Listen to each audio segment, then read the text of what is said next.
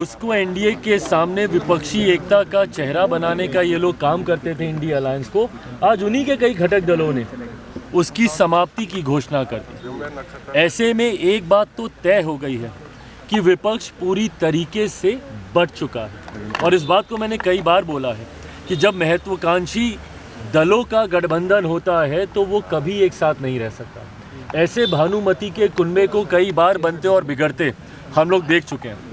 2014 से देश में प्रधानमंत्री नरेंद्र मोदी जी को हराने की सोच के साथ कई बार ऐसे महत्वाकांक्षी दलों का गठबंधन बना और परिणाम क्या हुआ कि ये लोग एक दूसरे की काट ही करने के लिए लग जाते। दिल्ली में अभी चुनाव है, इनके घटक दल आधे आम आदमी पार्टी को सपोर्ट कर रहे हैं। कांग्रेस का नेतृत्व, देश की जनता तो नकार ही चुकी है, कांग्रेस का नेतृत्व इनके घटक दल तक स्वीकार करने को तैयार नहीं है।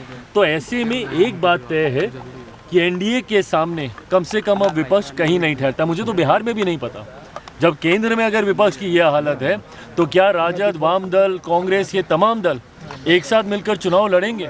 क्योंकि कांग्रेस की भी महत्वाकांक्षाएं, अभी तो 100 का आंकड़ा इन्होंने पार नहीं किया, पर महत्वाकांक्षाएं तो बड़ी हुई।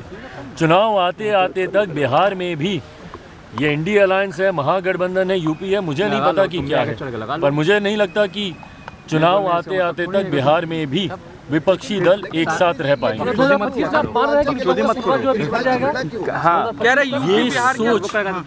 ये सोच एक सत्ताधारी, एक राज्य की सत्ताधारी दल के प्रमुख की ये सोच, और वो भी एक ऐसे राज्य की सत्ताधारी पार्टी जो कि देश की राजधानी है। आम आदमी पार्टी के प्रमुख पूर्व मुख्यमंत्री अरविंद केजरीवाल जी ने जिस तरीके से यूपी बिहार के लोगों को लेकर आपत्तिजनक टिप्पणी करने का काम किया है, इसको कतई बर्दाश्त नहीं किया जा सकता। यूपी बिहार के लोगों को फर्जी कहना, ये कहना कि ये लोग फर्जीवाड़ा करते हैं, आके पहचान पत्र बनाते हैं, किस तरीके की सोच है ये?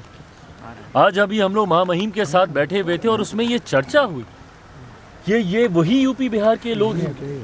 अगर एक दिन अगर ये लोग कार्य ना करें तो कहीं ना कहीं देश की गति थमने पर आ जाएगी। इतना महत्वपूर्ण योगदान है।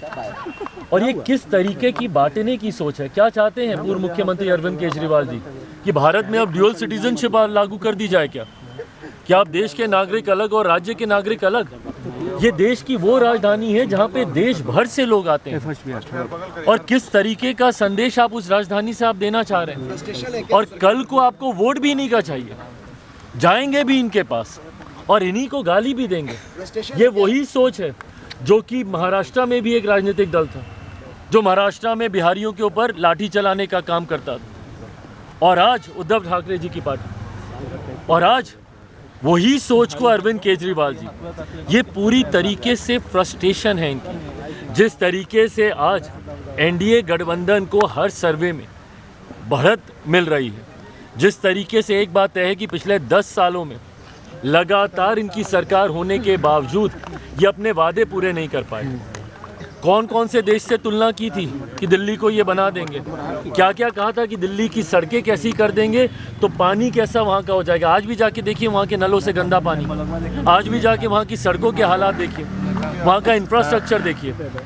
हकीकत है ना इनसे पंजाब संभला ना इनसे दिल्ली संभला, और दिल्ली के लोगों ने इस बार बदलाव का मन बना लिया। अगर इनको बार बार यही शिकायत करनी है कि एलजी हमारा साथ नहीं देता, अगर इनको बार बार यही शिकायत करनी है कि केंद्र सरकार से हमको साथ नहीं मिलता, इससे पहले तो किसी सरकार ने ये शिकायतें नहीं की थी। और इन्होंने सिर्फ ये बहाना बना लिया काम नहीं करने का।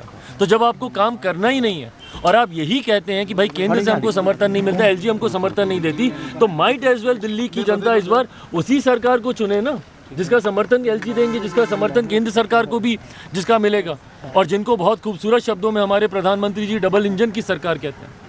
इस बार ये बात तय है कि 8 फरवरी को जब परिणाम आएंगे तो दिल्ली में डबल इंजन की सरकार होगी। भाजपा के नेतृत्व वाली एनडीए की सरकार दिल्ली में बनने जा रही है, इसमें कहीं कोई